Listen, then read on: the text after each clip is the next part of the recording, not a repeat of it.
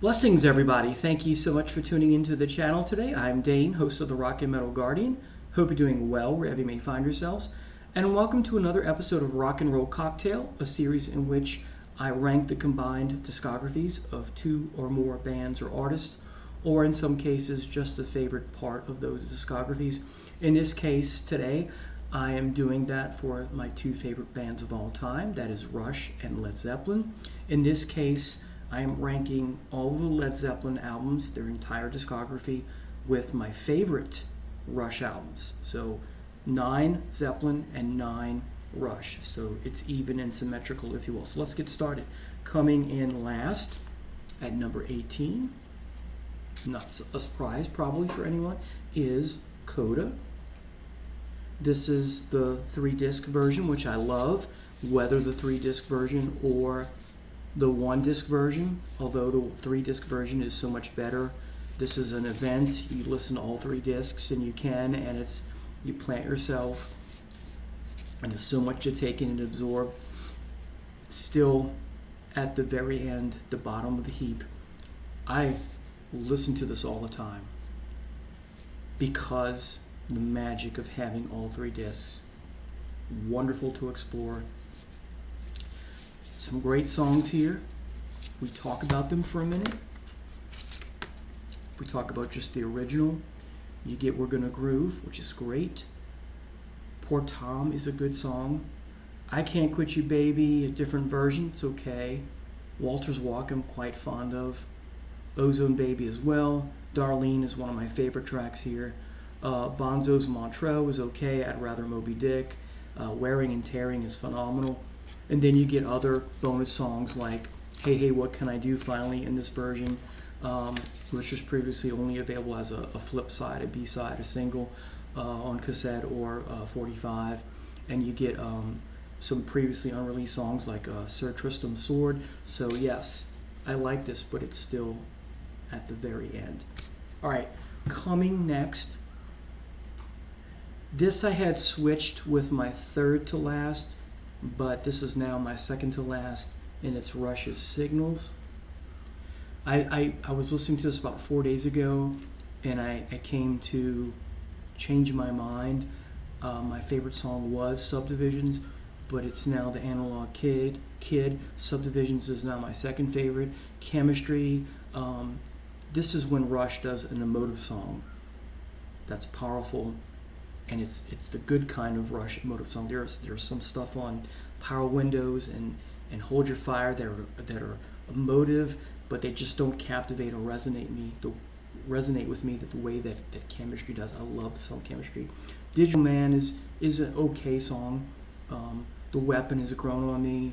New World Man, I never really cared for it that much when I first heard it. It kind of grew on me, but in the last, 10 years or so, I really don't need it. So I've gone back to my earlier stance on that. Losing It is a decent song. It's emotive, and it resonates with me a little bit, but it's not, man, I got to hear it all the time kind of thing. And then Countdown I like. I've talked about how you got to get rid of that NASA guy. It would be a better song. So anyway, Signals comes in at number 17. Coda was 18. Coming in at 16 now is In Through the Outdoor. Look at one of the covers there. And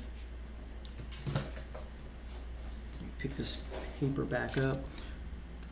I love In the Evening. Great way to open the album.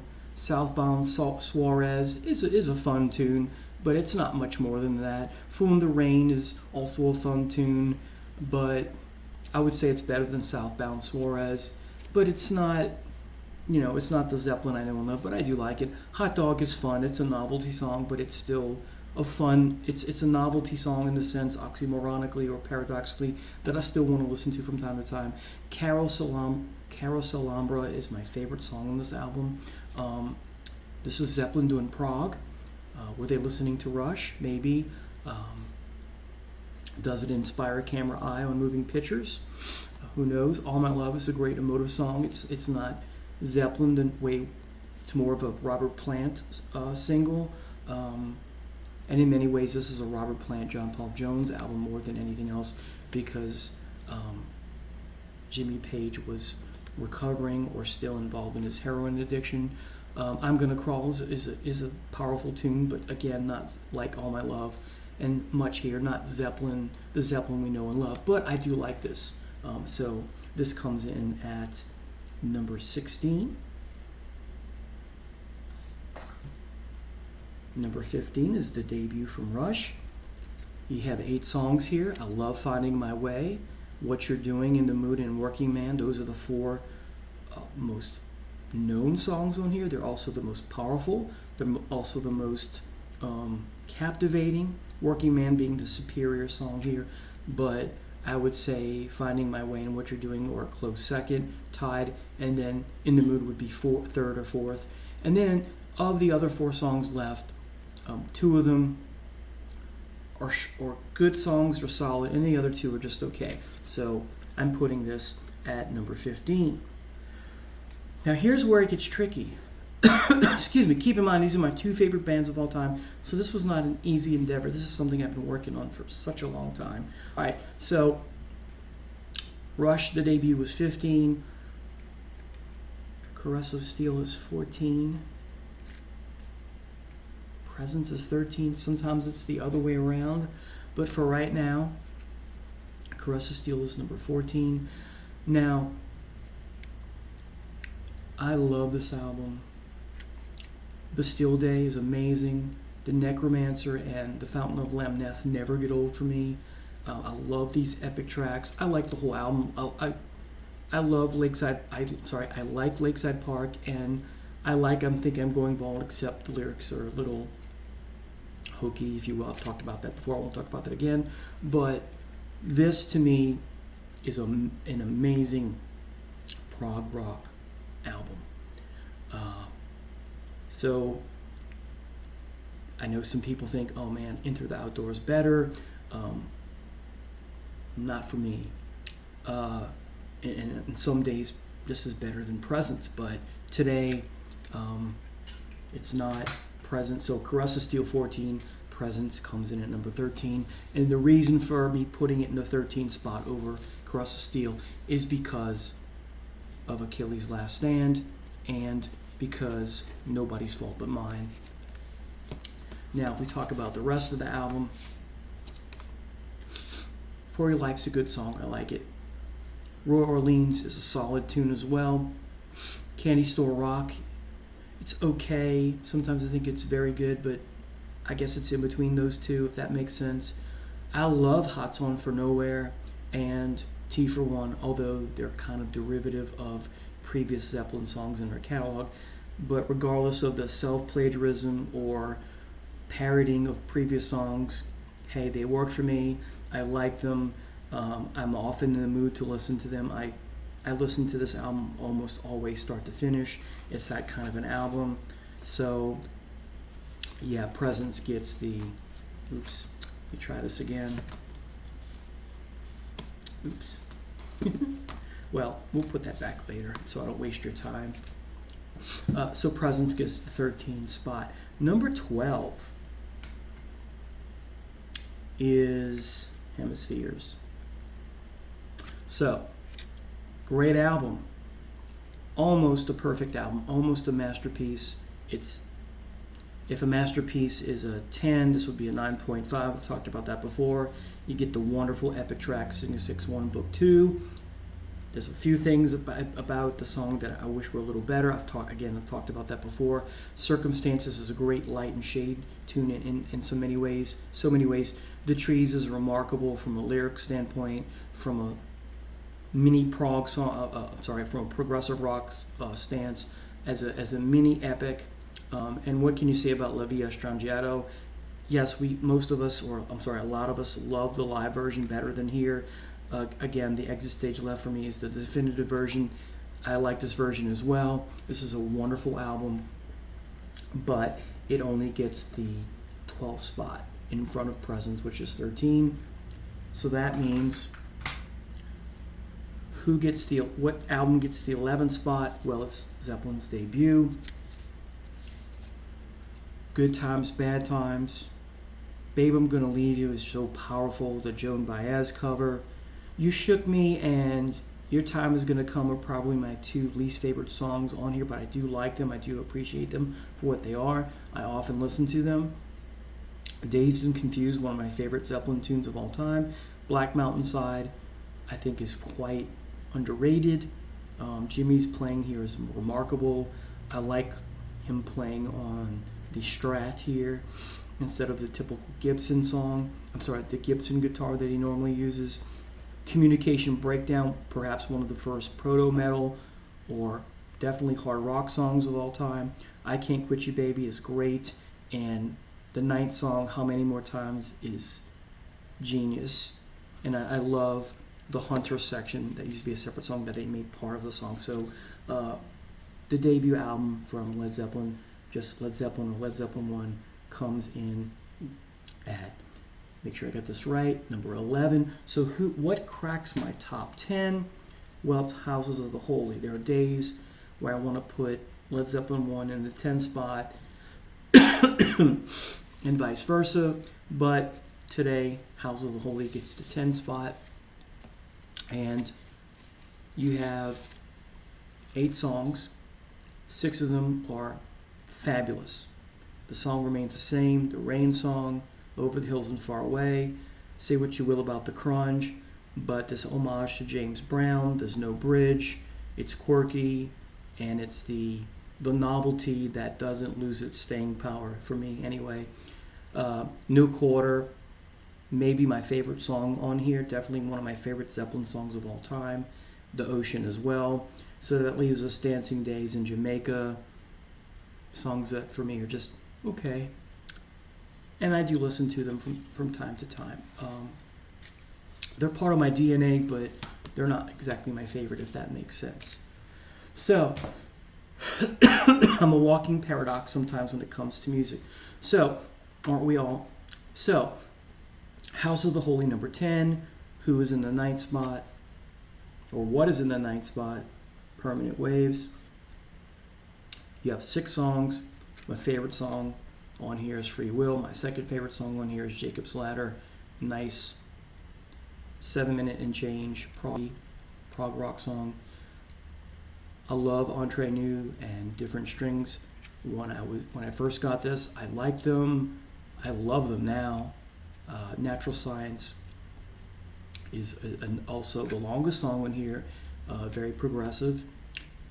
And while I could do a whole video on the song because it's a wonderful song, it has a few failings, but I do like it overall. I would qualify this as not an exceptional song, but a very good song. And then lastly, my least favorite song on here, but a very good song as well, is The Spirit of Radio. The most commercial song on here, but I do like it. But of the 6, it's at the bottom. But this album is wonderful, so it gets the 9th spot. Coming in at number 8 is Fly By Night. Anthem and Best I Can, 2 early hard rock songs from the band. Beneath, Between, and Behind as well, but a different vibe, a different flavor. Not as heavy, not as pounding you over the head, but it's different also. Well, the music is different. As I said, not as heavy, but it's heavy in ways. It's more cerebral. By Tor and the Snow Dog, my favorite song on here, one of my favorite songs of all time. Fly By Night and Making Memories are very commercial, but they have that classic. It's like they were meant for classic rock radio. They're just amazing. I love Geddy's vocals on Fly By Night. I love the acousticness, if that's a word, for Making Memories. Just fabulous. That fast-paced guitar strumming from Alex is wonderful on Making Memories. Rivendell's Grown on Me, the least remarkable track on here, but I do like it. A nice folk tune, if you will, and the powerful Light and Shade in the end. This is I think an underrated album. I think this is remarkable. All right. And in many, let's talk about, that was number 8. Number 7 is Led Zeppelin 3. And in many ways, these go together so well because they both have a bit of folkiness to them. Again, you have the folkiness of Making Memories in Rivendell. Here you have the folkiness of songs like gallows pole. And where was I going with this? So I had the right page after all. Ronnie R. Stomp, That's the Way, Friends and Celebration Day. You have a heavy song with the Immigrant Song to open up and hit you over the head, right? There have been days where there have been days where this has been my favorite album. In a similar vein, I think critic Martin Popoff has said this is his favorite Zeppelin album, if I remember. This is not, but there are times when I want it to be, or it has been very briefly. It is just an amazing album from start to finish, although I will say that it took a while for Hats Off to Roy Harper to grow on me. I always found it a little bit grating. A remarkable song on here is also, if I can find it, Out on the Tiles. Reminds me of Zebra because of the way Plant sings, or I should say Zebra reminds me of this. So Led Zeppelin 3 coming in number 7. Number 6, Led Zeppelin 2, The Brown Bomber. Just a glorious album all around. Whole Lot of Love, great way to open an album, of course. The Wonderful Cough. What Is and What Should Never Be. It's a fun tune. I love it. The Lemon Song, great bluesy piece. Very Hendrixy in a way. Thank You is probably my least favorite, but I appreciate it. It's a nice emotive song. Heartbreaker is just amazingly hard rock and heavy, also very Hendrixy in a way. Living, Loving, Made, the last track I think they put on here because they needed something to finish the album, and it ends up working. It's wonderful, if you ask me. It's fun. Ramble On is great as well. Moby Dick, great instrumental. The guitar here is fabulous. And then the Willie Dixon song, Bring It On Home. Great way to end an album. So Led Zeppelin 2 coming in at number 6. And if you're wondering where this fit, number 5 is 2112. It's that high. Competing with Zeppelin and Russian Zeppelin competing, as I said, very hard to do, but this is how I feel. Side 1, 2112 is one of the reasons. It's the main reason it's so high up in the list. And then you get the hard rocking Passage to Bangkok and Something for Nothing, and then you get the quirky Twilight Zone, and then the wonderful emotive lessons. The wonderful emotive Tears, but before that you get the thematically rich song Lessons from Alex. So, number 5, 2112. Number 4 is Led Zeppelin 4, aka Untitled, aka Led Zeppelin, right? Unnamed, right? It's an uneven album, but unlike most uneven albums, it works. Black Dog, hard rock. Rock and roll, hard rock, rock. The Battle of Evermore, folk with Sandy Denny from Fairport Convention. Stairway to Heaven, light and shade. Misty Mountain Hop, folk / pop / rock / there's something else in there, I can't describe it, right? Four Sticks, Indian / Orient styled music, right? That indigenous peoples type. It's definitely not Western music, right? Love it. The folky Going to California, and then after that, the powerful What a Way to End the Album, When the Levee Breaks. So, definitely deserves the 4th spot. And this is blasphemous for many of you, but my 3rd spot, Farewell to Kings. Also uneven, like Led Zeppelin 4, but in a good way. You have the thematically rich title track of Farewell to Kings. We have some acoustic and folky stuff, but then there's a powerful drumming and some powerful sections from the guys. Then you get the proggy and glorious and emotive and heavy at times, but in a non-hard rock sense, a proggy heaviness, that perhaps emotive heaviness, thematically rich Xanadu. Then you get the thematically rich pop rock commercial staple Closer to the Heart, which is connected to A Farewell to Kings because of the way Farewell to Kings ends with that expression, closer to the heart.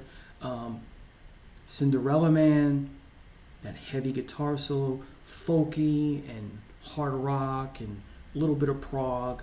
Then you get Madrigal, a great love song. It's more than just about a dragon or a knight going out, right? It's majestical, it's medieval, it's folky, and then you get science fiction with Cygnus X1. So after 2112, the band not finished with their science fiction investments in music. 10 minutes and 21 seconds. One of my favorite albums of all time. Coming in at number 3. Coming in at number 2, Moving Pictures. Great from start to finish. This is a groundbreaking album. We never heard the likes of this with respect to Rush or any other band before this came out. Influential for so many other bands like Dream Theater, prog in general. Think Stephen Wilson, right? Porcupine Tree, Tom Sawyer, Never Gets Old for Me. Red Barchetta is just amazing. Great story, great theme, great music, great instrumental in YYZ, great powerful message in Limelight. I Can't Pretend a Stranger Is a Long-Awaited Friend. Great guitar solo. The Camera Eye. Wow. Again, for me, there's a connection between this and Carousel Umbra for some reason. Led Zeppelin. Witch Hunt. Great message there. Great music. And then an underrated gem in Vital Signs. Great message about nonconformity. Much of the themes here are about that in this album. What a powerful album. Goosebumps right now just thinking about this. I want to play this later. And that leaves, of course, Physical Graffiti. Also uneven, like Led Zeppelin 4, but go figure, like parts of Houses of the Holy, like parts of Led Zeppelin 4, like parts of Led Zeppelin 3, recorded songs in Headley Grange. So you get, well, let me get this. This is easier to do. I mean, right off the bat, side A and side B if we're talking vinyl. Custard Pie, The Rover, In My Time of Dying. The drums in My Time of Dying is amazing. Houses of the Holy, which should have been on the title track, right? Trample Underfoot is so heavy. Cashmere is so non-Western and amazing. It fits right in with Four Sticks, but in a more powerful way.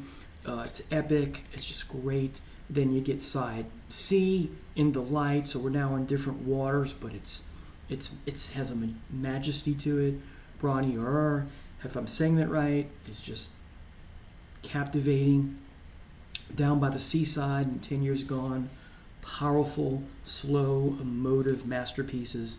Night Flight, perhaps my least favorite song in here, but I do like it.